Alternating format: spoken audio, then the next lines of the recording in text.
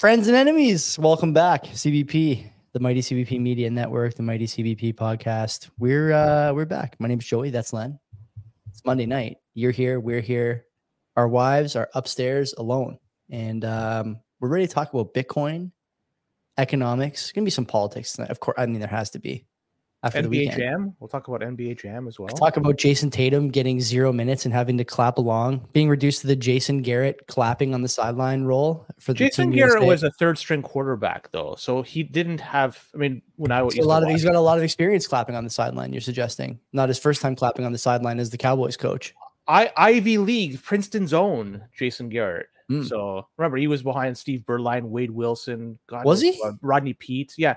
So Rodney it was always Peete, Carolina Panthers great Rodney Peete. He ended up on the Cowboys after, and so Jason Garrett was the third guy on the list. And so like the rules were at the time. Remember, if you bring in a third guy, you're not allowed to play either the first or second string quarterback until the fourth quarter. So that's why the third string will just sit there, and he was perennial third string. And because he had a mind, he got into coaching. He was a perfect third string quarterback. Yeah, not a good coach either. So the mind is very much up for debate. I'm going to ask you, Len, as we usually do to start the show here, how the heck are you doing? Things are good over there? What's up? Good to see people in the chat. Good to see people on Twitter. How are you doing? I'm good. I can't believe we're talking about football here, which is interesting. I haven't watched it in decades. Yeah, man, all good. Weather is very nice and warm. Lunchtime, I cut the grass. It was fantastic. Nice. And yeah, how are things over there? I did my grass on the weekend, so that's good. I was great today. I did my normal Sunday night to Monday night fast. I'm getting better and better at it. Though this morning in the gym, it was legs for me today. So normally I would just do like squats, some light, like 185-pound RDLs, some other stuff. Today I opted to get back on the like box jump train for no good reason. And let me tell you, this was a hard 24 hours of fasting, having done that stuff this morning at like 7 or 8 o'clock. So yeah, I think from now on, the Monday that I'm fasting, I'll probably just do like heavy bench or something that's not so athletic, let's call it. I don't know what else to call it, but it's not a compound lift. But otherwise, I'm good, man. I cut my grass on the weekend, like I said. Did a lot of yard work on the weekend. It rained a lot here in Southern Ontario over the last month or so. And so the growth in my backyard, unbelievable. I was going along the fence lines there, chopping, ripping, clipping, cutting all kinds of foliage. And yeah, it looks a lot better than it did earlier in the week. And then last night I drove out to Streetsville to see one of my best friends, his wife, their 3 kids, with my wife and another couple that we've been tight with for, oh God, I don't know, at this point, 35 years. These guys are my childhood friends. So always a good way to wrap up the weekend. Community there. And you entered in a different world community. Very nice. What did you do in between? Because there's, just fighting the degenerates and homeless, the vagabonds along the way. Just get out of my way.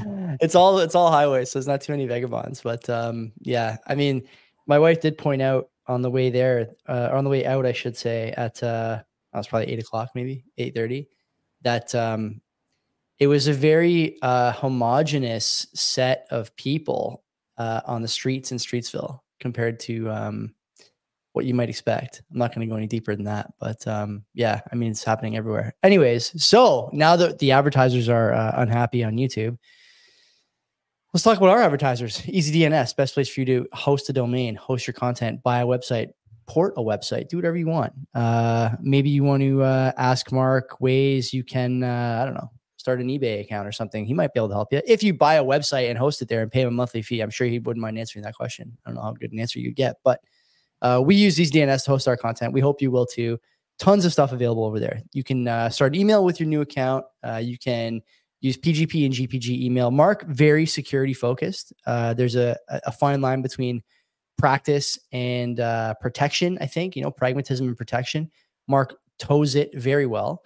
And we've seen that through the show we do for Mark, Axis of Easy, over on the Axis of Easy feed. EasyDNS is always a step ahead when it comes to securing your data, your information, your website.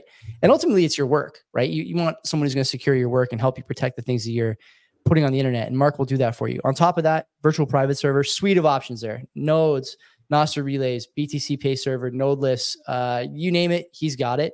There's much more than that, I'm sure. And of course, if you go there and you want to start something with Mark and start something with a buddy or start something solo and you need a website, you go there and you get half off your first round. CBP Media is the code, and you can't beat that, Len. I don't think you can get 50% off anything basically anywhere anymore. And here Mark is offering it to our listeners and viewers. And I know you guys have been using it. He tells us, keep going. See what else you can do. Buy a domain. Buy a few domains. Buy a domain for your children. You know, I'm having a kid in November, God willing, and I'm thinking about buying like all the domains and online handles for all the names we have picked out. Is that weird, or is that like the expectation now? I have no idea if it falls in one category or another. The way things are going these days, I can't even judge. So do what you got to do, Joey. But if you are going to do it, you know who to talk to. And of course, use the code, because then you're going to get 50% off your purchase. 100%. And Mark, you're due for an appearance on the show, Mark. The studio here, actually, I was just rearranging some stuff before I started tonight's program. So we look forward to having you back. Maybe with Greg Foss. Mark and Greg are friends. I'm trying to facilitate that meeting. Greg lives, I think, like 15 minutes from me, max. So yeah, it'd be good to have him in. Anyway, we got 2 sponsors. Who's the other one? We have a second. Yeah, we do. Bull Bitcoin. Go ahead. Can't discount or discount. Gotta check the show email here. Make sure nothing happened between no, 7 and 7:06. Even if they do cut us loose for whatever reason, I'm still going to talk fondly of them because of the services that they offer. It's like, look, they offered a non-custodial model of buying Bitcoin. This is something you should be looking at. Don't rely on those other ones that you're buying and they're holding. This way, Bull gives you the opportunity right away to take it off and put it on to cold storage. But you can buy your Bitcoin, you can sell your Bitcoin on chain, Lightning, different options. I have no idea what the fees are right now. I haven't checked, but if they're low, still do on chain. That's just my advice. But again, do your own research to see what works best for you. But either way, if fees do spike, you could buy through Lightning or sell through Lightning. So Bull has you covered. So other things they do have over there is you could pay your bills, because look, the price of Bitcoin, it's, it moves quite a bit. And sometimes when Donald Trump says something, it goes up. Sometimes when Kamala Harris says something, it goes down. So take advantage. If it's up, you could then start paying your bills with your Bitcoin, and Bull Bitcoin will facilitate that for you. So you bought Bitcoin in the past, it's gone up quite a bit. You want to start spending it. Well, you want to pay your hydro bill. You want to pay your car payment, mortgage, whatever. You can do that with Bull Bitcoin, and you can start spending your Bitcoin to do that. That's one good way to spend your Bitcoin. Another good way, you could buy these gift cards. So if you want to start spending it in real world, there's not many merchants out there that accept Bitcoin directly. So the option you have is you have to buy gift cards. And who's going to be selling you these gift cards? Bull Bitcoin. Yes. And they'll be happy to sell you those gift cards and take your Bitcoin and give it to you. And so you could get these like Home Depot gift cards or Starbucks, whatever, and then you can go use that in the real world. So indirectly, you're spending your Bitcoin, but you're doing this through Bull Bitcoin. You're facilitating the purchase with them. So I love it. A lot of different options on there. Check it out. And if you open an account with our promo code below, $21 will be added to your account after you fund it, and you're good to go. So check it out. Any questions? They got a great team. They'll help you out. They'll guide you through the process, especially if you're new. They got the team to help you out. So wonderful stuff. Check it out. Did you see friend of the show, Mark Mulder, was on a video that Pablo posted on Twitter from the Nashville conference, talking about the Bull Bitcoin. If you came up with 3 words to describe Bull Bitcoin, what would you say? And Mark said, like great customer service or best customer service. I mean, that's spot on. And Francis noted in a tweet, I just retweeted actually not long ago, that like Bull in the grand scheme is not that big an exchange, but like many Canadian companies, these guys are not only punching above their weight, but they take pride, I think, in making sure that you have not only the best experience with the platform, but the best experience with the people. And that's a rare sort of cocktail these days, whether it's in Bitcoin or anywhere else in the sort of, retail available services world. So happy to have them as a partner and a sponsor. Do you want to go to Boost? Shall we do Boost? And then we'll talk about what's coming on CBP? Yeah, we might as well do boosts, because you know what? There's 4 of them in particular, because one guy boosted twice. So I just basically amalgamated it into one. So Doom Damazim, 521 sats. He's back at it. He says, "Thank you for your time. Do anything more scarce than Bitcoin." You're welcome. I like the fact he does that. Thank you for your time. Thank you, Doom Damazim. Wartime, 1,333 sats. He says, "I know it's short notice, but there is an annual Lake Satoshi Bitcoin retreat on August 9th to 11th in Michigan, USA. Specifically, I'm not sure." It says, "Lots of plebs, camping and beach activities, barbecue, and overall great time. $21 gets you in for the whole weekend. Not a bad price. Wow. Yeah. Would be awesome if you guys could come. For more details, see lakesatoshi.com. So I'm not going to be, my weekends are, actually my summer is all filled up. So I appreciate it, but I'd be happy to plug it. That's people check it out. LakeSatoshi.com. $21 gets you in. Where it's located, I'm not exactly sure. Does it say? It's yeah, I'll tell you right now. Like Traverse City or something like that's. It looks nice. I mean, if this overhead shot is where it is, that's pretty good. It doesn't say. Oh, here it is. Langsberg. Langsberg? Langsberg. I don't know. Listen, I'm not much of a tent guy. Famously in my friend group, this is a bit embarrassing, but I'll share it anyway. Famously in my friend group, I was invited to camp really for the first time ever that I ever camped. That was probably like 23, maybe something like that, in Algonquin Park. And Algonquin, for the, sort of uninitiated, is, I don't know if it's difficult camping, but it's not camping you could do with like, your little kids or whatever. It's usually a couple hours of canoeing out to a site that the province assigns you, that the park assigns you based on a rotating roster of available spots due to like, animal movement and stuff like that. And they don't want the sites to become run down. I went, my buddy and our other friend went the night before. Me and my one friend's girlfriend, now his wife, actually the couple we went to see yesterday. So his girlfriend and I went up a day later, canoed up there alone. I had never even been in a canoe. Okay. And we got to this campsite and I didn't have a tent, a pillow. What else? I didn't have a sleeping bag, but I did have a backpack with 2 pairs of sunglasses. That's the kind of camper I am. Okay. You had a car though. My car was, oh, somebody had you could always 40 kilometers away. We had to park. Yeah. So it was a while. I don't know if it was 40 kilometers. How long is it was like a 4-hour canoe ride probably to the site from the marina or the dock, the launch. How far is that? Is that like, I have no idea. I've done kayaking. I have kayaks, but I have no idea how fast you go in a canoe. Couldn't tell you. So anyway, I'm not the guy you want camping, and I never want to be in a tent again, honestly, unless like for some reason my kid or kids have like this desire to do it, then maybe I'll suck it up. But otherwise, no, I refuse. Right, so glamping only. I need outlets, Len, and I need to be able to get a Coors Light in the middle of the day at 10 a.m. without having to worry about carrying back the cans. So anyway, there you go. We got Sir Snacks a Lock, 2,100 sats.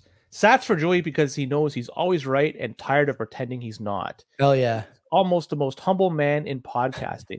But really, I always tune in for the opinions of CBP. Very base Canadians. Bless you. It doesn't feel like that though, Len. Like I know he's sort of probably not. He's half joking. Actually, I said I was at a pool party last weekend. This is Joey's story hour. I was at a pool party last weekend, and I said to another friend of mine's girlfriend, we were talking politics after a couple of drinks, and I was like, I'm just so tired of pretending I'm wrong when I know I'm right. And she looks at me and she goes, "When do you ever pretend you're wrong?" It's like, that's not a bad point. At work, I guess. Is that the only place? Well, yeah, it is. I mean, I'm of the opinion that all roads lead to Len, and I don't even bother anymore. I just let people figure it out, and if they don't, so be it. Mike DeGroot, 3,000 sats. Hey, Mike. Great episode. Really enjoyed this one. This is the one you did last with Michael Geist. Yeah, he's great. Yeah. Mike was great. I appreciate that, Mr. DeGroot. Mr. DeGroot, on a separate note, fantasy football starting up again, CBP. If you want a slot, put your name in. I'm going to try and get new. I'm going to try and rotate out. This is a PSA for everybody. If you want to play in the CBP Fantasy League, I think we did 50,000 sats last year to enter, and it was top 3 got a prize. So it was 12 teams, half PPR. Draft is sometime at the end of August, early September. We'll find a date that works for everybody. We use a sleeper app. It's a lot of fun. I got a spot, obviously, because I'm in charge. Alex from Bull Bitcoin gets a spot because he works for the sponsor, and he's in a league of his own trying to talk football with the Bull Bitcoin guys, which, let me tell you from experience, does not go that well most of the time. And also a guy named the Fish Bomb gets a spot because he won the league last year. So 3 spots down, 9 to go. I have a short list filling up, including young Karadza and a few others who have been on the show over the course of the last year who want to play. So who knows if like for some reason we can't fill 12 spots. I mean, last year we had like 20 to 25 people who wanted to play, and I had to just pick the first, 9 or 10. This year I'll do like a wheel spin or something. And I want to stream the draft. The draft is like the most fun thing about fantasy football. So I want to stream the draft. So if you want to play, send me a DM. and I'll put you on the list and we can figure it out. And that is it. Housekeeping. Last week, Michael Geist, excellent interview. Dr. Geist is in my opinion, foremost expert on digital and copyright law in the country. Maybe one of the top 2 or 3 guys anyone in the world, in the developed world, should be listening to in terms of precedent, concerns, successes, and failures of these types of laws. And we got into a few of the big ones over the last little while. We didn't get into the Online Harms Act, which I know many of you will want to hear about. Dr. Geist and I were talking a bit after the show, and he said, when we're ready to have that conversation, he'd love to come back. I think there'll be some more developments over the next, 5-6 months anyways. So we're looking forward to having him back. If you haven't listened to that yet, I cannot recommend it enough. I said to him after the show, Len, that most of the time you and me have C-suite people from Bitcoin companies or exchanges or people who are like sort of top of their class in Bitcoin or adjacent silos, energy and power and mining and all these things. And I don't really mind going toe to toe or like kind of doing a tango with those guys. And I don't have to do that much show prep. I have like some stuff I want to talk about. I have an idea of what the opinion I will hear back is. And I know kind of how I want to volley the ball back and forth. I had like 3 pages of notes for Dr. Geist. And I told him after the show, I still felt like I was on my heels a bunch because the guy is just so sharp and so well read in these subjects that people who support the bills want to talk to him. People who don't support the bills want to talk to him. People who are experts in the field want to talk to him. And people who know nothing about the field want to talk to him. That is so rare these days, especially with all the political repercussions of these sorts of bills. So I really recommend listening to that. We have a guest on Wednesday. I saw you book somebody. Who did you book? UTXO. Hey, nice. Great. So you remember he got it into some hot water? Yes. Nodeless. Maybe not hot water. He was advised by his legal team to cut bait with that because it was maybe a money exchange business and potentially this. I'm not saying these are my words, or there may be somebody could say there could be money laundering involved in there. So that's why he was kind of pushed out of that. What he's back in the game. He's started a new company and he's going by the book. He's getting this all KYC and everything. So like it's going to be very similar to the last one. It's going to be enabling sending and receiving Bitcoin over the Lightning Network. And he's trying to get exchanges that are going to be using this. There's for liquidity providers and mostly just wrappers, essentially what he's trying to provide for them. So it's going to be easy for them to use Lightning. So I like this, the fact that he's still continuing what he was doing before, but now he's done it now above board and that he's going to probably not that it wasn't above board before. Right.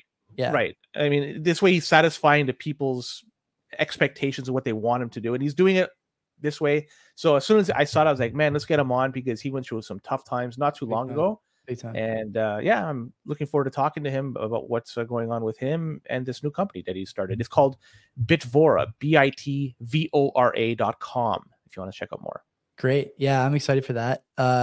He was a great interview last time you had him on. I don't listen to every interview, but he's a guy who really he really understands, I think, what Bitcoin is about and tries to, especially now, as you mentioned there, he's trying to satisfy a lot of the demands of Bitcoin apps, I guess I would call this, Bitcoin companies. So I'm happy to do that and give him a platform. So I'm looking forward to that episode from you guys. Next week is August 6th. Kevin Muir will be on, the macro tourist. I've been a big fan of Kevin's for a long time. Market Huddle is one of my favorite shows. Him and Patrick Sresna, you know what they call Bitcoin when they talk about it on Market Huddle? The asset that shall not be named. But why would they call it that? Their listeners. I don't think their listeners want to hear them talk about it. But as we know, Len, as we know, it's being spoken about. So Kevin has he's let me know that he is a coin skeptic, but I said, I'm happy to get into that with you. We do have people on the show who are not Bitcoiners per se, but I think if you listen to Kev and read his stuff, and if you're familiar with his work at all, he's been on Mike Campbell's Money Talks too. He has a lot of the same concerns we do about the Canadian economy, about the currency, about devaluation and debasement, and thinks that hard assets are something that people need to be looking at and holding in their portfolio. So I'm excited to have that conversation. I tried to get him to come to my house because he's from Toronto, but not so easy, I guess. Never Did you offer to Uber?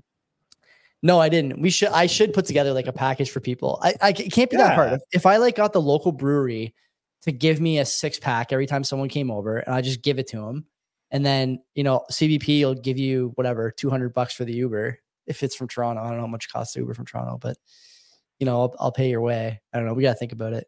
Bull Bitcoin, you need to pay us more money. This is sweet.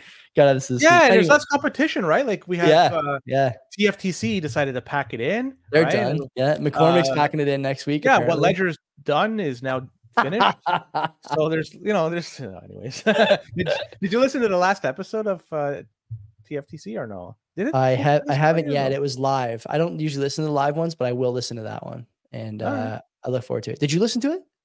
I tend not to listen to that. Are they actually done, or are they just changing the name and changing the direction? I know Marty's been going, I think really tinfoil hat the last year and a half or so. He's doing Citadel Dispatch, right? Not That's Marty. Matt doing Citadel Dispatch, yeah. So he's been doing that a lot. So I don't know what. I mean, I don't know. Who the heck knows?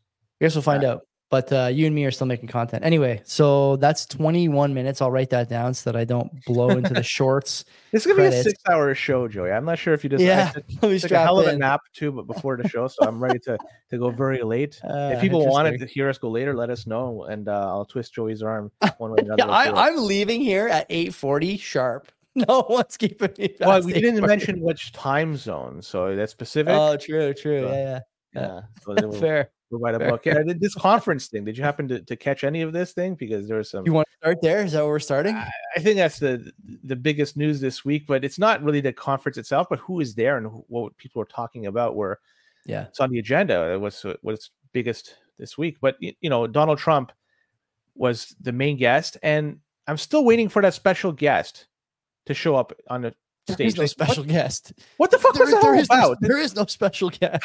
Number one, you have Donald Trump. Now, say what you want if you like him or dislike him, but when he's there, he's the headliner, right? He's not going to want to be trumped by somebody else. He wants to be the man, and I can understand it. The guy was former president, could be future president. Yeah. Who was it? They were delaying, and they were talking about this special guest, and Odell was saying, once you hear the name, you're gonna. They're full of shit. They're full of shit. I don't think there ever was a special guest, honestly. That's whatever. How about I want to shout out Pete Rizzo, who was on the desk for the 2 hours before Trump came on, which turned into 3 hours, just moments away from a historic Donald Trump speech. He kept on saying, he must have said that 50 times in that 3 hours, and I think by the end, if you go back and watch the stream. I mean, I'm assuming you guys are watching the stream. I had it on. I was just like having a beer at my living room table, waiting for this guy to come on. If you look, Matt Odell is sitting beside Pete, and he is trying so hard not to laugh every time Pete hits him with just a few more minutes from a historic Donald J. Trump, the 45th presumptive 47th president. I was laughing so hard, man. I don't know, Len. What did you think about the conference? I mean, you have a I don't want to say an axe to grind. That's not fair. But you have a different opinion of the hosts than I do. So what did you think about the conference? Overall content, overall impact, all that stuff. Where do you come down on it?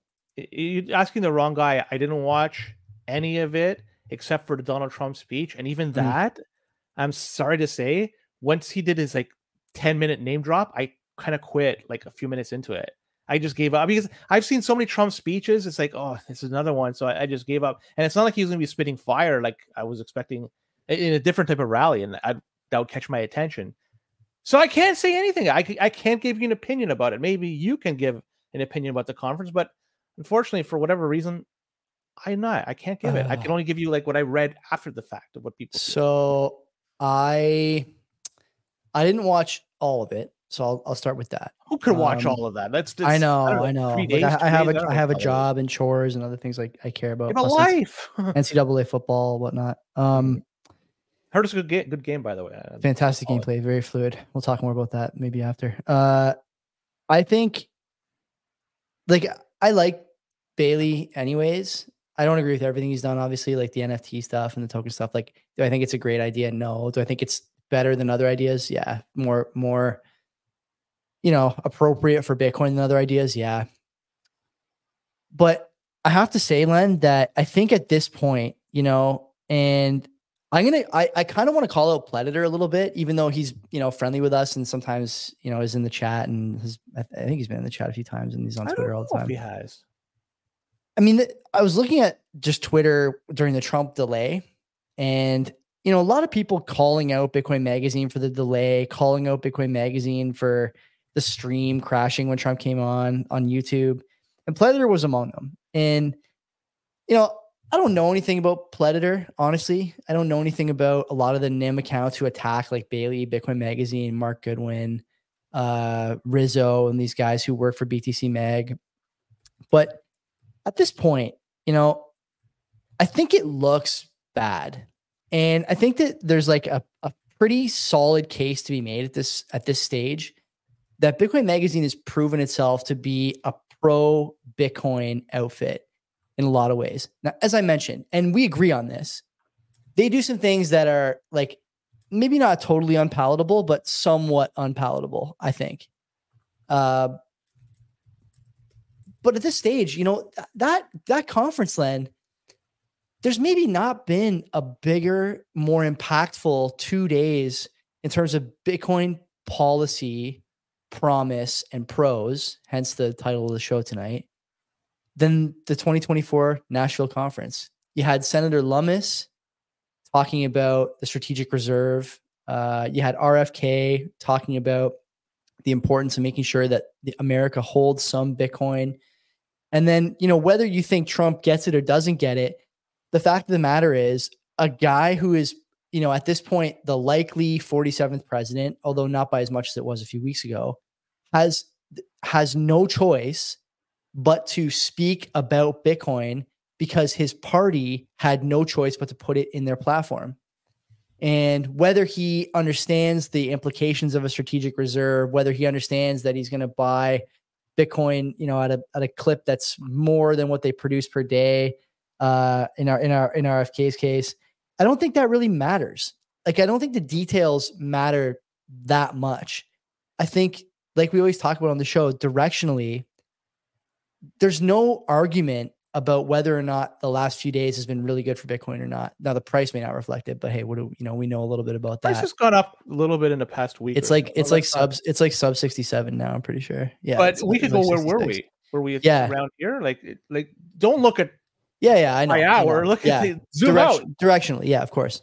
And so I think that the conference really for the first time, Len, was a global event with everyone's eyes on it.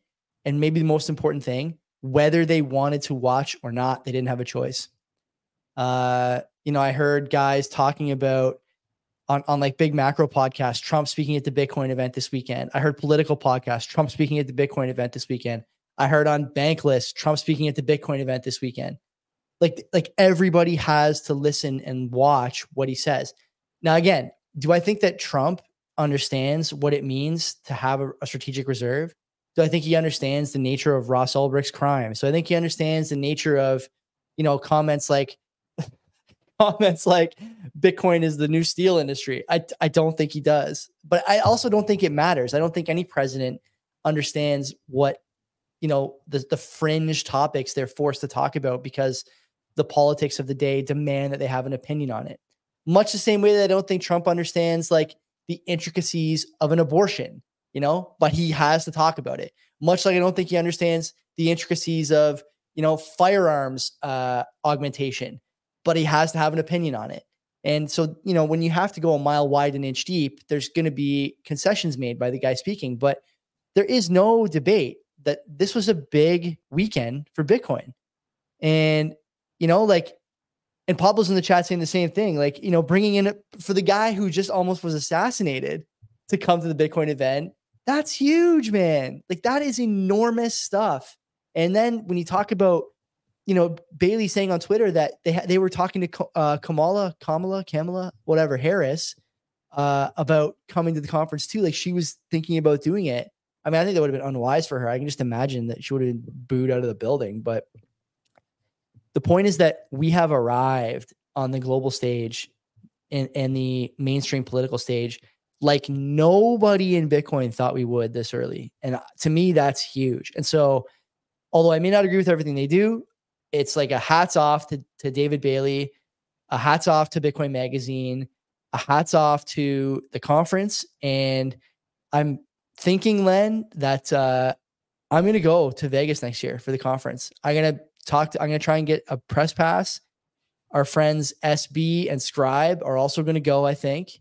And I'm on this air today, the Lord's year 2024, July 29th. I'm inviting you to come to the Vegas Bitcoin conference in 2025. I'm inviting you to come to the conference. You can just, I don't care what you do while you're there. Just come. You're inviting me or in general you? You too. You too. No, because I ain't going. Yeah, but you can just hold a sign by the desk and say like, it don't matter, man. I think just even to spend a nanosecond doing it, the people, they look. I mean, we can say what they brought in Trump, and that was a good thing. They brought in RFK to talk about Bitcoin again, and I guess that's a good thing. But the difference between his speech last year and this year, enormous. I can't. I was critical of the one last year, and I can't be critical of the one this year because I didn't hear it. The guy can say whatever the fuck he wants. Doesn't really matter. So he's got no hope in hell of becoming the president of the United States. So he gets just throwing shit on the wall and hope it sticks. But the people that run this thing, I mean, let's be honest, they're opportunists, right? Like they're willing to sacrifice something in order to gain, and sacrifice something big in order to gain more money.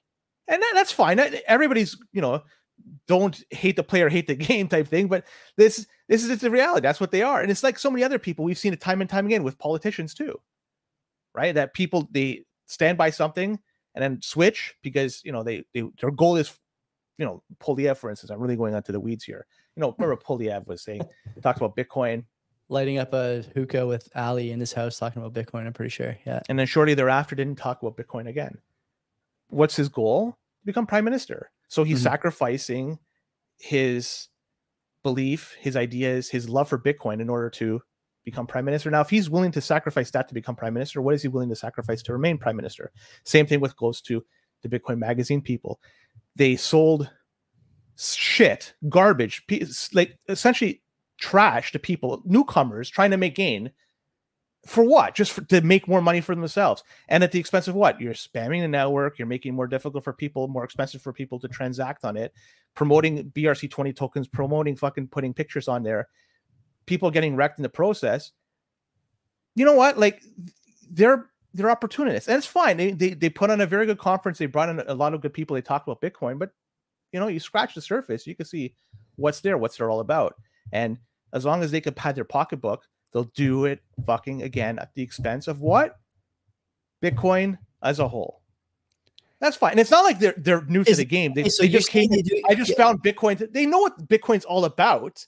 Right? Like, let's be honest. They're like, they've been in this a long time. To say that, they're selling these pictures for one big, where the fuck they sell it as, is not a scam, and they just overlooked it. They fucking know what they're doing.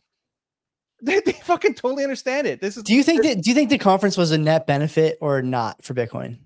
That's a totally different topic. Yeah, but isn't that the only question? Isn't it the only question at this point? No, there's a lot to it. There's motives behind it. Who's running it? What's going to happen moving forward? So, right, you're looking at a very narrow viewpoint, but there's going to be a series of events that transpire as a result of it.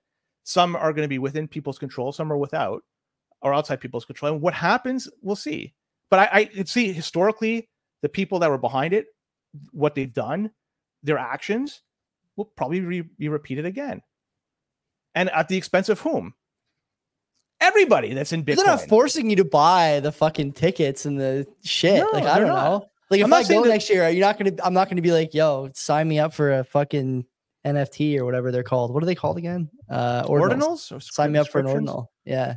Like I'm not gonna do that. So like they could do what they want, and that's fine. And that's why I choose not to spend my time, which is the most precious asset, and any of our company's money for me to go there. Fuck that. If you want to go, that's your choice. That's your choice. That's your prerogative. But for me, my time, that's why I didn't watch anything. What am I going to learn from this? Not that I'm better than all this. I mean, there was a lot of good discussions. Jack Mallers, remember in the past, he was yoing his way through when he was the chief speaker. This year, he did a presentation about having Strike and BTC Pay Server, there's now API that's built in. That was an integration. Yeah, pretty cool. Like that's a good thing that he brought up. So like there wasn't all like there was things that you looked at this conference that was actually pretty good, right? And even Trump coming on talking about Bitcoin, that's fucking massive. To have a former president and likely future president talk about Bitcoin, strategic reserve. I don't care if you think it's a good, bad idea, but the fact that you're talking about the most powerful nation in the history of people kind, the reserve currency nation, talking about holding a unbiased, uncontrollable money in their reserve instead of their own. It cannot be discounted. It cannot be discounted. And all caps in the chat saying the ends justify the means. I'm not. When people say the ends justify the means, it makes it sound like, you know, that's often like it's like an extreme example of something. Bitcoin Magazine is not forcing anyone to do anything. And so if people want to go there and buy the fucking t-shirts and the ordinals, like, I don't care. It doesn't matter to me. What matters to me is if they're going to do that stuff, is it better than like, is it the lowest rung on the ladder? No. Okay. That's a low bar. Fine. I'll accept that criticism. I can't argue with you about that. But at the end of the day, like, think about what the conference has done for Bitcoin over just the last 3 years, 4 years, maybe 3 years. 3 years ago, you had the president of a relatively unknown Central American, South American, whatever El Salvador is, country come on and talk about buying Bitcoin and using it as a treasury asset. That was huge. 3 years later, you have the former president of the United States and the front runner to be the 47th president talking about using it as strategic reserve in the US. Directionally, that's huge. There'll be some people who say this would have happened without any of the conference stuff. Maybe. I can't say yes. I can't say no. It's impossible to prove or disprove that. But the idea that the conference hasn't helped drive that outcome is wrong. I don't think that's even debatable. Having all these guys in the same room, you know, bringing on someone like RFK last year, for sure the Trump team is looking at last year's roster. They see RFK was there. They see the positive press he got, and they go, we should think about doing this. And the reason you know that was the case is because even if Bitcoin Magazine got a text message from a Kamala Harris surrogate about her coming, like, that's big. And Bitcoin is apolitical. I agree. Bitcoin doesn't need politics to be successful. I agree. I've said many times on this show that I think engaging with politicians by and large is a waste. But you're fighting a battle for hearts and minds in a lot of ways in a country like the States or Canada or the European nations, where people don't necessarily see the erosion of their purchasing power as acutely as other places where Bitcoin has already started to grab hold. And so you sort of not need, but can allow these cult figures to contribute to a goal that you have in mind anyways. And so I would say, why not? Let's do it. And if there's some distasteful things in the opinion of some along the way, you know, I'm sure that you and I have said some distasteful things on this show too that people don't agree with. But I think by and large, what do we aim for? Try and be net positive. Try and share things we think make sense. Try and steer people away from stuff we don't think makes sense. And by the way, for people listening, watching, Len and I don't agree on the NFT thing. Of course, we don't, or we agree on the. Wait, do we not? Yeah, we agree on it. Yeah, we agree. We agree on it. We agree on it. Yeah, that's what I meant to say. Like, it's not a great way to you know, promote the conference. There's better ways. I think they could have done it. But I don't think they're using that to promote the conference. I think that was a separate issue. Whatever. I mean, at some level, fair, there's, you know, these Venn diagrams have some overlap, and like, I would just say that, you know, you and me agree on a lot of the negatives, and I think we agree on a lot of the positives. My beef really isn't even with, you know, people in your camp, let's say. My beef is really more with like the predators who like go out of their way to slam David Bailey in the magazine, you know, when the stream dies on YouTube, as if somehow that's like a Bitcoin Magazine problem. To slam them for, there was like an issue with like the audio or something like that. I forget exactly what it was. But like, if you go through Predator's feed, and it's not just him, he's just the one I saw on Saturday on Twitter. So there's probably hundreds, if not thousands more, just, you know, making the same comments. At some point, you have to like realize that not everyone is going to agree with everything that you think is right, true, and pure. But at the end of the day, you have so much more in common than you do, than you don't with these people. You know, the end game, the end mission, the goal of like Bitcoin being, you know, this monetary asset, sound money for the world to prevent, you know, debasement pain and stuff like that. Everyone agrees on this. And so why, you know, unsheath the dagger during the biggest moments for Bitcoin, certainly of that weekend and arguably in the last 5 years? Why choose that time? It doesn't make sense to me. I think that's the thing that I didn't like the most about the feedback I saw. But it sounds like broadly, then you and me agree. Like that conference was a big deal. No, agreed. But that was a big deal. The negative that people, and I don't want to pick on Predator here, but the negative that she, because I don't know if it's a she too, is doing, it's because there's a reason behind it. Because let's be honest, Predator has a beef with the people that are scamming, right? Like it's bringing up these and I can't believe we're talking about this now, but the BRC20 tokens and these ordinals. Did they even sell ordinals this year? I don't know if they sold it, but it's the lead up to it. The fact that they were involved in it, they put a website, they're promoting it. UTXO management is involved. This is all fucking part of the whole thing.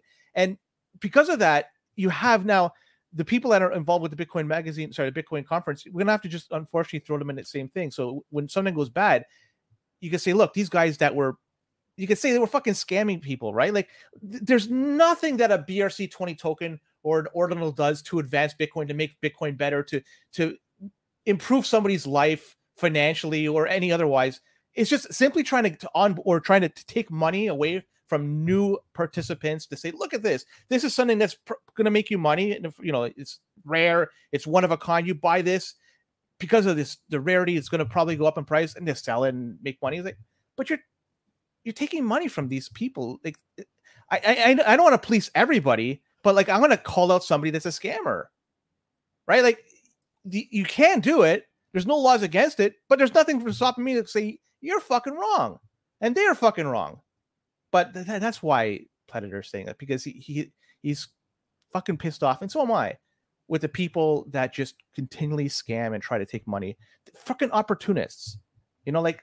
There's one thing about making money. It's another thing about just fucking trying to rape somebody because they're new in the fucking system, to just take them for everything they got and just leave them to the side of the road and say, fuck you. You made your purchase. Sorry. Next time come around, we've got something else to sell you. Like, that's fucking bullshit, man. And at the same time, you're spamming the network, making it more challenging and difficult for somebody like you or me to send a transaction, more costly. Like, there's no net gain from this. That's the people that are involved with this. But I don't want to talk about this too much. Like, we have our disagreements. There's something I do want to talk about is the speech, and fuck the fact that he's talking about Gensler and firing him, and then the reaction. I don't understand what's the issue with Gensler. Like, forgive me, you know, Gensler is the guy that is the chief, the head, whatever, of that walled garden over there, right? Yeah. And you know, they can do what they want. That's fine. We may disagree with everything or a lot of things they do, but come on, man, like, fire him. I don't think he's been a terribly bad actor with respect to what's going on. I mean, granted, the ETF approvals were very delayed. I would say he's been pretty bad. I'd say he's been pretty bad. Has he? Like, he's gone after Repor. Yeah, he's gone after shitcoins. I think you want to talk about opportunists and dishonest actors. Like, this guy's one. Don't forget, okay, he masquerades behind the sword and shield of consumer protection for every single thing related to Bitcoin, even ETH. You know, like, you can love ETH or hate ETH or whatever. You know, you and me, obviously, like, the show is not called Canadian Crypto Podcast; it's called Canadian Bitcoiners Podcast. Mm-hmm. So you know how we feel about it. But you know, a lot of people don't feel that way, and arguably, you know, Ethereum is better than God knows how many stupid securities this idiot let trade over the course of his tenure as leader of the SEC. And, you know, he's talking about how we got to protect people from FTX and from blah, blah, blah, blah, blah.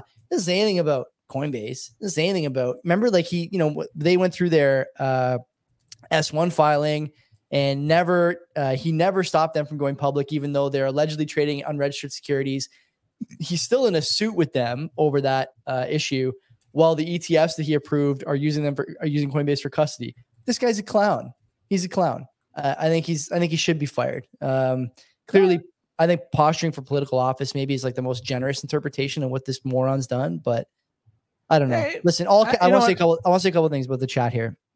I am with you, Madman Monroe, that Bitcoin and crypto will always be tribal as fuck. I believe that to be the case. It's never going to change.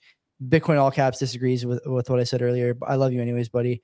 And Pablo from Bull met enough scammers, traders, and shitcoiners to last 1,000 lifetimes at the conference. That I believe. And I even felt like at the Canadian Bitcoin conference. There was wait, did he didn't mention like, the conference. I think he's just talking in general. Or do you think he's talking specifically about the conference? I think he's talking about the conference. Yeah. Okay. And that's no reflection of the conference itself. People will sign up to anything, and yeah. So I'm not going to hold them. Remember we went to, I remember I was thinking about this the other day when I was kind of just reflecting on the stuff that we've done in big groups, because I knew we were going to talk about this tonight. And remember Safari we went to, and I like brought the cameras and the mic, and we did a live show. Yeah. And that was like a Bitcoin meetup. Like Foss was there. They announced the Bitcoin conference. There was at least two guys there. One with like what could have been a fake ass mustache, talking to us about how he made a bunch of money selling NFTs, and he was just like begging for engagement. He's just like begging for someone to like talk to him about it. And I just remember thinking like, this is so cringe. It's like any group you get into now, Bitcoin or otherwise, you're always going to have people who are like, what's the meme? I love Bitcoin. What about this shitcoin? Right. And so I'm grateful that Bitcoin Magazine has, at least in my opinion, knocked on down that road to the point where it's like a concern for me. But, whatever. All in all, then, I think we're both happy that this has become a huge political issue at this point. Candidates on both sides of the aisle are forced to talk about it and take a stance on it. The Democrats released a letter shortly before the conference talking about how they have to come off this anti-crypto stance ASAP, because a lot of people are single issue voters when it comes to this stuff. And all three candidates now basically have, been forced to share their thoughts on Bitcoin. You love to see it. Do you not? You love to see it. You're not nearly bullish enough, Anon. Okay. If you're like not you, the average person who's like, "Ooh, the price is too low for that." Like you got even I'm not bullish enough. And I can tell you, like, look, to say that they're going to buy, I forget the amount of Bitcoin that Lummis was saying that they want to purchase. 25% of the total. 4 million. Yeah. 4 million. Okay. Whatever number it is, but 4 million is fucking a lot. Holy shit. How did they buy this? Right? Like, let's just play. Are you selling? No. Let's play this out. Right? Like, never mind that you might have a. Did you want to talk about any other Bitcoin stories? Because we're coming. I do. There's tons I want to talk about. This one is very important though, because to do that right now, they do not have enough incoming revenue to meet all their obligations. Yes. There's a deficit every year, and it has been for the past 20-ish years or so. So in order to do this, they will have to borrow / print, whatever term you want to use, to accomplish the buying of the Bitcoin. That alone is an admission that the US dollar is failing, because they're going to be trading an asset that they are predicting that is going to be worth less in the future. Yeah. Compared to the asset that they're purchasing. If the people managing and administering the money don't have faith in that maintaining value, nobody should. Yeah. And that's why I don't think any of us are as bullish as we should be. If you take that and just extract that information and process it, you realize, holy fuck, the US dollar is going to absolutely tank. The people that are running it believe so. I have zero faith in it. You should have zero faith in it. And everybody listening and watching should have zero faith in it. Agreed. They're buying Bitcoin with it, or at least they're talking about buying Bitcoin. I mean, even if they are not buying Bitcoin, you can see with the level of debt they take on, they think that they can just inflate the currency away so that the debt doesn't matter. Like, this is clearly the playbook, whether they buy Bitcoin or not at this stage. And so it only makes sense. Worth revisiting. Pierre Rochard wrote an article like, I don't know, 10 years ago, I think I saw 10 or 15 years ago. No, it couldn't be 15, but 10 years ago, about how the US government should be using the dollar to buy Bitcoin, the speculative currency attack.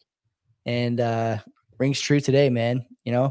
That's really what this is. If they use the dollar to buy Bitcoin, it is a speculative currency attack, which is insane for a government to carry out. But there's other people talking about like the strategic worthiness of devaluing the dollar going forward, right? Make life easier for for Americans. I don't know. I haven't looked into that enough, but there's a lot of moving parts here, man. And the crazy thing, in my opinion, too, we are, I think, 3 weeks removed from an assassination attempt on a presidential candidate, and the speed at which the campaign is moving, both in terms of issues and in terms of sort of general broad strokes politics of both parties, it's accelerating. And it's crazy how fast this is moving. It truly is just what's the quote? May you live in interesting times. I think we're benefiting from that big time over the last 8 or 9 years, and Bitcoin's been a big part of it, and it's becoming a bigger part. So I'm excited, man. It's hype. And I love how, I don't know what your experience with this has been, but I'm going into the office tomorrow. I didn't go today. I'm going tomorrow. I expect to get questions from people about the Trump Bitcoin conference speech. I don't know. That sounds interesting that you're going to have a normie pre-coiner maybe. I think they will. About it. I think people will be asking because they know if people at work only know like 3 things about me. 1, I'm more muscular and more handsome than they are. 2, I like Bitcoin, and 3, I like Trump. So I think there's a real possibility that I get those questions tomorrow, and I'm looking forward to answering them. More interest is good interest, right? Unless it's on the national debt, but otherwise, yeah, I think it's great. What else you want to hit? Lots of. I'm just gonna rapid fire. Fold when public, PTI style. Yeah, fold when public. Whatever. We'll skip that. Who cares? Keep spinning the wheel if you have the Fold app. Don't uninstall it if you're in Canada, because I'm pretty sure you can't get it back. So anyone wants us to talk about these, let us know. We'll just come back to it. BitAxe. It looks like there was a lucky BitAxe user. Huge. That's huge. But we'll move on. This is one that I don't think we should skip, because you've been critical of a company that done something similar. Marathon said that they're going to buy $100 million worth of Bitcoin. Yeah. And in the past, we had Bitfarms buy Bitcoin at around a $40,000 range. And I think we've been both critical about the move. But either way, this Marathon decision is going to net them around 1,500 Bitcoin, give or take. They also plan to not sell any of the Bitcoin that they mine in the foreseeable future. Come on. Things could change, of course, but at least they're saying my criticism, I won't speak for you, but I think you're the same. My criticism is not buying the Bitcoin. If I had 100 million sitting around, I'd be buying Bitcoin too. My criticism is that they are always forced sellers at a lower price because of the way that industry works, because they need OpEx money when shit is going poorly. And so what do? You have to sell or use your cash position to float your business. Joey, where did they come up with $100 million? I don't know. No, there's no Bitcoin mining company that has $100 million. Are they selling ordinals? I don't know what they're doing. So the question I have is, and I couldn't find the answer to it, is how are they raising this money? What sort of debt is the debt tied to the interest rate? Is a floating debt? I don't know. A lot of questions I would love to have answers to, but really, this is just essentially just doing the micro strategy. Right? You're just buying up Bitcoin. So for that, I can't say that's terrible. So in Q1, ending in, this is the May report from Mara. The company's net income was only 340 million. So presumably, that's how? Not that. I mean, how did they get to $100 million? Well, 100 million is 100 million. If they didn't dilute, it's debt then. It doesn't look like it. I think they just use some of their cash position. They also have 20,000 Bitcoin on the balance sheet. That's a lot of Bitcoin. Yeah. So that could be partially or wholly how they're getting this. Either way, somebody's lent them the money. Loan and then buying. Yeah, maybe. So I don't think it's really true they're being lent money. If they're making 400 million a quarter net, then they don't need a loan for 100 million. That's not that much. There's not many. I was pre-halving though, I should mention, right? Because Q1, it would have been March. So who the hell knows? Yeah. Anyways, Semler Scientific, I'm not sure if you saw that one. They're going to raise $150 million through dilution, and they're going to go the MicroStrategy route of buying more Bitcoin. So it's another one that's doing that. Why not? Semler guy on stage with Saylor at the conference. Yeah. So that's it's partially why I guess this was all came out this week. So new Bitcoin buyers aside from Semler and Marathon, we have Jersey City going to be buying it. Their mayor was saying that their pension fund is going to start allocating a small bit to buying Bitcoin. The percentage is unknown, but that's interesting. But not just them. We also had another one. The state of Michigan purchased 110,000 shares of ARC21 shares. Yep. That's worth nearly $6.6 million. So you have the state of Michigan and then also Jersey City. Look, there's going to be more of these moving forward. And I don't want to talk about the method in which they're using. I wish they bought spot and held it rather than using an ETF. But either way, there's going to be more of this type of news coming out, and there's so many pension plans out there. There's so many states, like think of all the states out there that might have some money that they want to spend. So buy your Bitcoin now before it's just all gone and it's just going to go parabolic. Financial advice, of course. Yeah, you're 100% right. We'll talk a bit about pensions and whatnot in the notable side. I was going to say the Canada side, but the notable side. A couple things on this. I think I tweeted this, or maybe I just wrote it and decided not to. But the thing to keep in mind here isn't necessarily that more pensions will want to do this or that there's like a first mover advantage or any of this stuff. These are important things, but they're not like the most important thing in my opinion. What you have here now is a benchmark. And so these pensions who buy 6 million or 5 million or 10 million or whatever, drop in the bucket.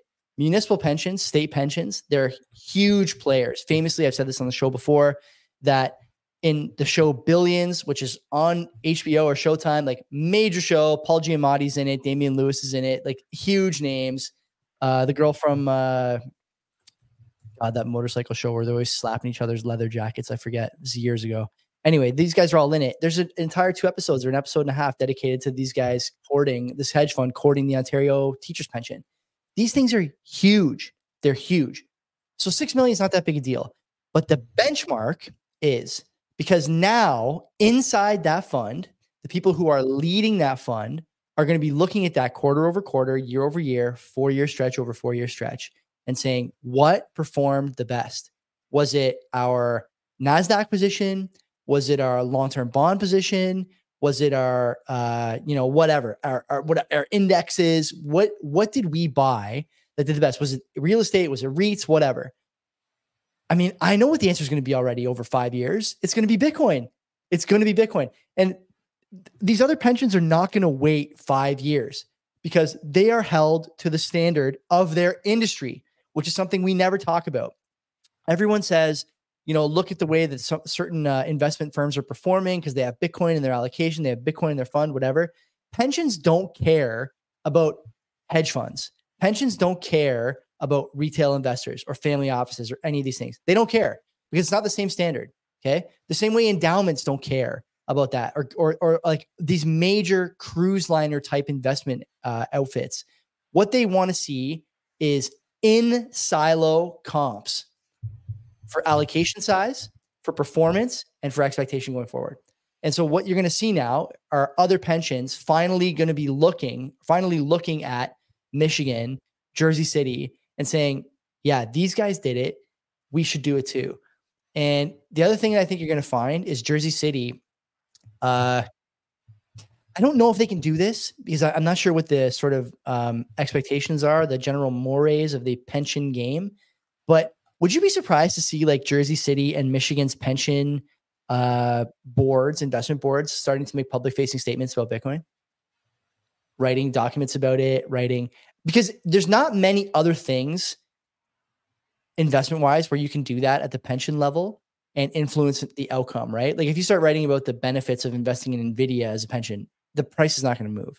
If you start writing about the benefits of investing in gold as a pension, the price is not going to move. But you could maybe move it with Bitcoin. And I think that you're going to start seeing these guys look across the table at each other for the first time because now you're starting to see real players get into this on the pension side. And like you said, it's the ETF, it's not spot, whatever. I'm with you. I wish they would hold spot, but I think there's reasons they can't, at least for the moment. They're going to start looking at this and taking it more seriously. Maybe even, Len, to your point, what you will see as more pensions get into it is a company like CASA or River or Unchained come up with a self-custody solution for a pension that covers the bases as far as the law, covers the bases as far as the investment board, covers the bases as far as, XYZ, and allows them to self-custody and get out of the ETFs. The demand for those products isn't there yet, but as more of these things come in, they may be there. And I think this PM for self-custody at the pension level in this, not quite sovereign level, obviously, but it's coming slowly but surely. It's coming. This is the first step, right? It's really good to see, and not a mystery, again, to my earlier point, that these things happen the weekend of the conference, because that's when everyone wants to hear about Bitcoin. When all the eyes are on Bitcoin, that's when you release the news. That's when you get good press, and they are getting good press. I haven't seen any negative stories about that anywhere. So kudos to those two. Proton Mail. Yeah.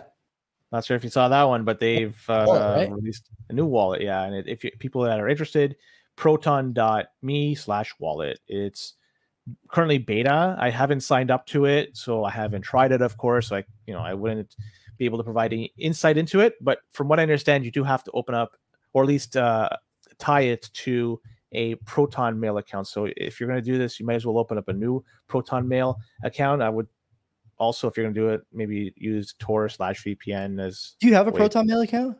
Yeah. Good. Yeah. Good. Everyone, I mean, several.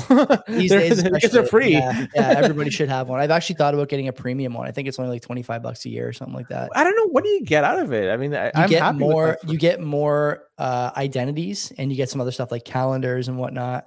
I would love to get the fuck off of Gmail, honestly, but I'm just so interwoven in there at this point that one day. Yeah. I mean, anyway, sorry for another time, but yeah, go ahead. Anyways, yeah, this wallet is available if you want to just sign up. This might be a good way. I mean, I'm looking at this as a way to introduce Bitcoin to privacy-focused individuals that are yet to, so pre-coiners. How many people using Proton don't know about Bitcoin, though?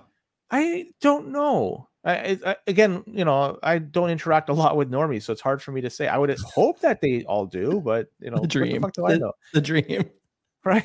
So, anyways, they're planning to make this as seamless as just sending an email when you send Bitcoin. So you could send email simply by using a Proton email address. So if both the sender and recipient have the wallet, you could just send your Bitcoin using a Proton email address, which is rather cool. Yeah. Proton will not reuse Bitcoin addresses for privacy reasons. This is good. They say it's non-custodial, only for on-chain at the moment. They say Lightning may be something they can implement in the future, but nothing for sure. And they say there's coin joins that's also being done. But from what I gathered, you're still dealing with an online device. The keys are associated with something that's online. So that's the one thing that's kind of concerning to me. That's why I like my cold card. The keys are never exposed online. But I guess for small transactions, it's fine. But I wouldn't, based on what I know right now, I could be wrong, but I wouldn't trust it for anything for significant sums of Bitcoin, just because you're getting the keys online. Proton Unlimited, 200 for the year. I might use CBP money for this at the end of our fiscal year if we got money to burn. 500 gigs of storage, Len, 15 email addresses, 3 email domains, unlimited folders, labels and filters, 25 calendars, and high-speed VPN on 10 devices. That's not bad. That's actually not a bad deal. Yeah. Yeah, but the emails, you could sign up as many as you want for free. VPN, you could go to Molvad and it's, what is it, like €5 a month. So, I mean, I don't know. I mean, if you want just an all-in-one solution, that's fine. Yeah, maybe it works.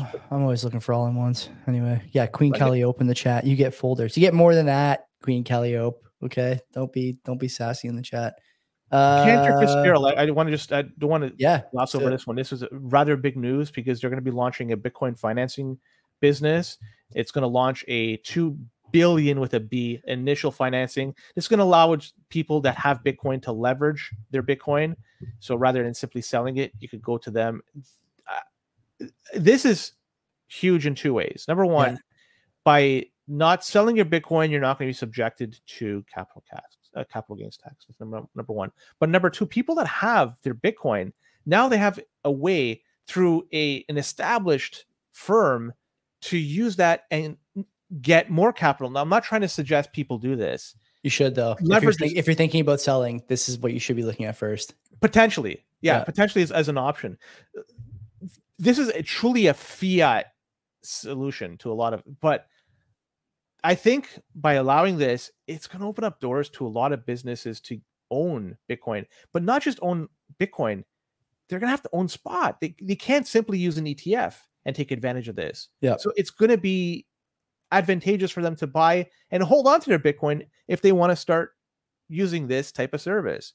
So there is a lot of negative to it, especially if this gets highly used and there's a massive drawdown. It could unwind the market, and we've seen this happen in the past, and it could tremendously bad results. But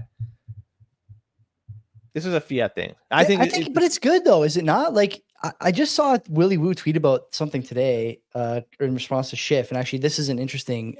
It's in the same vein.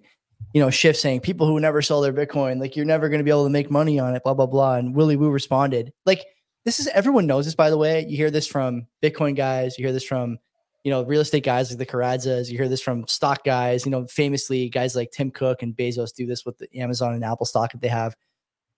The trick is to never sell your assets ever, no matter what.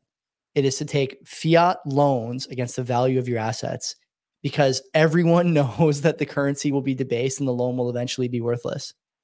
Like this is the whole game. It's the whole game.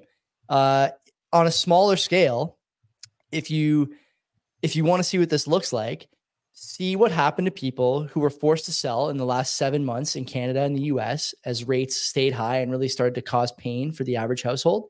See what happens to those people's bank accounts and asset holdings as they, siphoned out hard assets, equities, home equity, whatever, sold their homes potentially and downsized to save themselves mortgage money. And then see what happens to people who didn't sell any Bitcoin, didn't sell any assets, didn't sell any real estate, didn't sell any equities over the next 5 years. The inflation will keep driving up the price of the hard assets, the limited assets, and the loans are static. Like the dollar value is the dollar value. It doesn't, the purchasing power is not accounted for in the total money owed. And so to me, it's like fucking insane that people don't realize this, but I think this is a really good option. And Cantor Fitzgerald, by the way, you know what they're infamous for in the Bitcoin space? They hold all the Tether bonds. So they're a big player. They're a big player. They are dare I say crypto native. Yeah, they say they hold a shitload of Bitcoin or something like that. Yeah, probably. Yeah.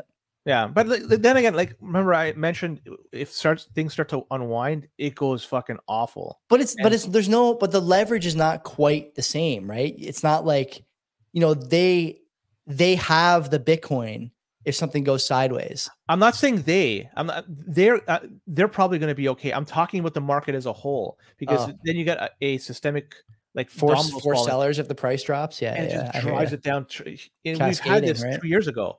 So that's what I'm trying to say. Like there could be some fiat gains that's going to really impact the price moving forward, at least the value of Bitcoin moving forward. And I guess that's always been the case, but potentially even more so. Joey, that's it for Bitcoin stuff. I think we should just transition. Great. Good session there. Stay here if you're on video. Come back if you're on audio. Until then, take care of yourselves. Yeah, have a good time with your Bitcoin and everything else you're playing with.